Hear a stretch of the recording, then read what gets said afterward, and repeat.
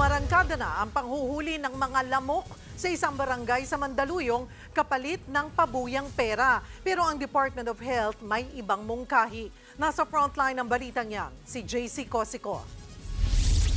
Bit-bit ang garapong may lamang buhay na kitikite, nagpunta sa barangay hall ng Adhesion Hills sa Mandaluyong ang 65 anyos na si Miguel Labag. Simula na kasi nang may piso sa mosquito anti-dengue program ng barangay kung saan makakatanggap ng piso sa bawat 5 pirasong kitikite o lamok ang sino mang makakahuli, buhay o patay. Nagsuot pa ng mahabang manggas si Miguel sa panguhuli. May mga halaman sa gilid na gano'n, naka-stack siya. Kasi yan ang nagpaparami ng lamok. Ang dala niyang kitikite, sinala, saka isa-isang binilang. Naka-45 piraso ng kitikite si Miguel, kaya binigyan siya ng 9 pesos. 2, 3, 4, 5, 6, 7, 8, 9 pieces. 9 pieces para po sa 45 pieces na kitikite. Bibili ko na lang ng pagkain niya para makatulong sa amin yan. Ang ibang residente inilagay sa plastic na bote o di kaya'y nasa balde ang dalang kitikite.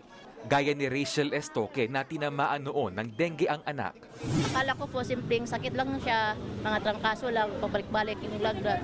Yun pala, ano na po siya, dengue. Mas mahirap po. May iba ring nagdala ng buhay na lamok, pati patay na may dugo pa. Umabot na sa 44 ang dengue cases sa Barangay Adhesion Hills ngayong Pebrero, kung saan 2 bata na ang namatay. Nauunawaan naman ng Department of Health ang intensyon ng may piso sa mosquito program. Pero hiling nila, makipag-ugnayan din daw sana ang barangay sa mga local health officers ukol sa programa. Imbis na yung kitikite yung ating hanapin, yung pinaka mga lungga ng kitikite, baka magpalinisan tayo ng mga purok para maengganyo yung ating mga kababayan na mag-search and destroy ng mga breeding sites ng dengue mosquitoes. Depensa naman ng barangay. Hindi po ito ninanais na magkaroon ng breeding. Pag sinabi na po ng City Health namin na, Kapitan, ang cases mo ay bumaba na, we can lift the program. Muli namang nagpaalala ang DOH sa kahalagahan ng maagang pagpapatingin sa doktor kung makaramdam ng sintomas para hindi lumala ang dengue at umabot sa puntong kailangan ng salina ng dugo ang pasyente. Sa ngayon, higit doble na ang inilabas na blood units ng Philippine Red Cross para sa dengue cases. Para makatulong sa pasyente, itinaas na rin ng PhilHealth ang benefit package sa dengue. 47,000 pesos na ang inilaan para sa mga mabibiktima ng severe dengue, habang 19,500 pesos naman para sa mild dengue.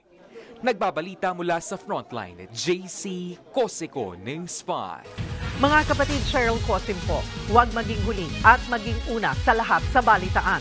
Para sa tuloy-tuloy na talakayang sa Frontline, mag-follow at mag-subscribe sa social media pages ng News 5.